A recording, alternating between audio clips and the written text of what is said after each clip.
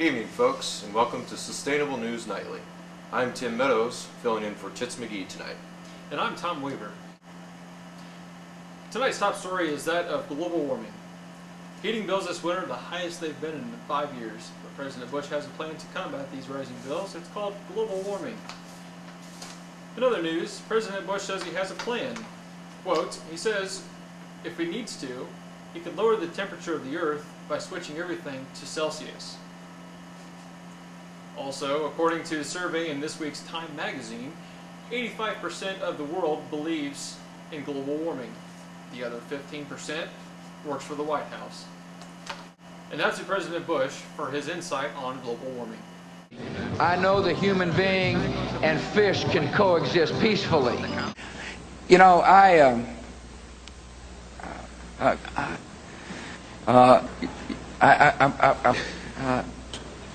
Solution to global warming yet, and I don't think we've got all the facts before we make decisions. We want to know more about it. It's easier to solve a problem when you know a lot about it. I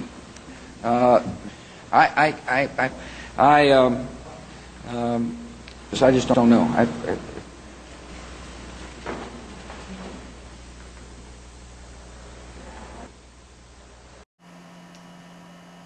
And now for world news, we go to our correspondents across the pond with a developing story regarding global warming.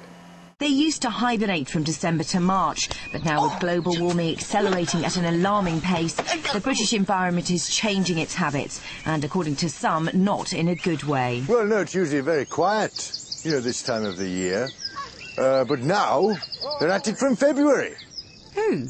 Well, all of them, the sunflowers, the birds, the bees, the sheep. What the F? Sorry, what? Hello? Can we go away, please? I'm wasting my time here, aren't I?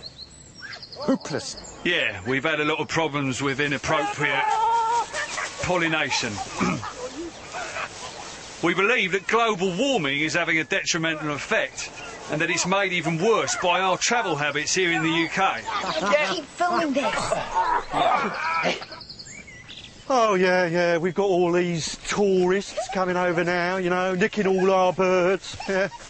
It is so wonderful. I can't get enough of the English tits, They're so randy. And so early in the year as well, 'cause normally have a spring sex party, but you can have it in the winter too. Oh, thank you, Tracy. But how long can the party last? With our seasons changing so rapidly, many plants and animals are simply confused. Should they be in or out, or both in quick succession? Many here are suggesting that a switch to greener domestic travel, such as trains, could be the answer. Now we'd like to take some time for a brief message from our sponsors.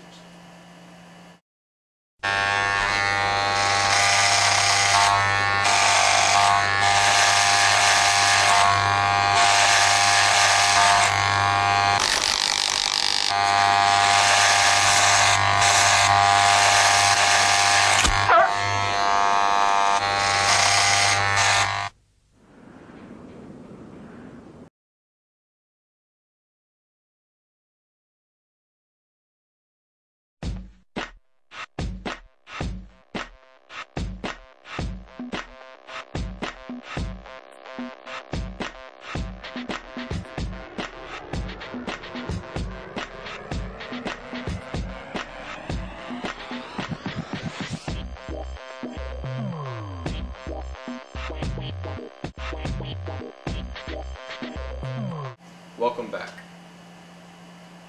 And now for sports.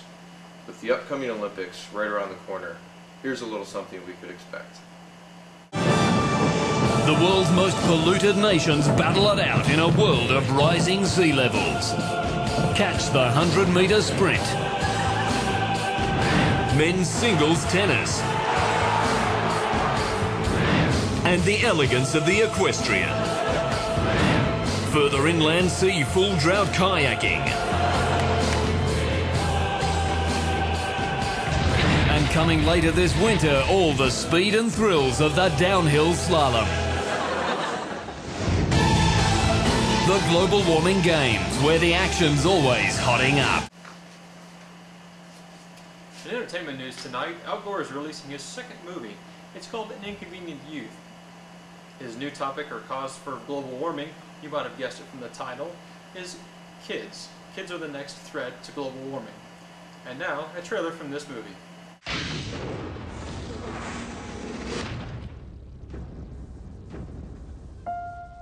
I'm Al Gore. I used to believe that children were our future, but they're not. They're a threat to our very existence. Children are urinating in our pools, our lakes, and our oceans, causing glaciers to melt at an alarming rate. They dig up our beaches and then eat the sand. The damage to our coastline is irreversible. The heat produced by an arm fart is 17 times greater than the heat produced by a traditional fart, yet the children won't stop. We have to join together and destroy the children before it's too late. Our future depends on it. And finally, for our local weather forecast. It doesn't really matter. It's always fucking hot here. Scientists even believe that by the year 2079, the average temperatures globally will be 20 degrees higher.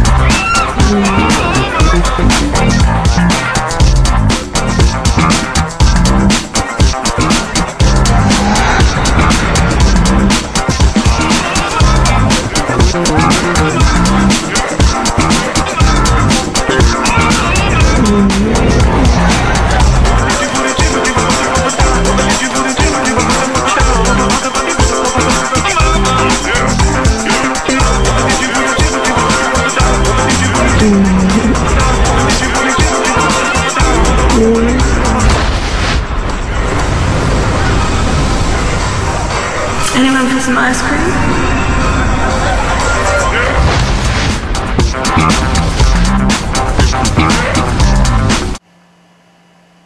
And that's all the time we have for tonight, folks. I'm Tim Meadows. And I'm Tom Weaver. Thanks for tuning in.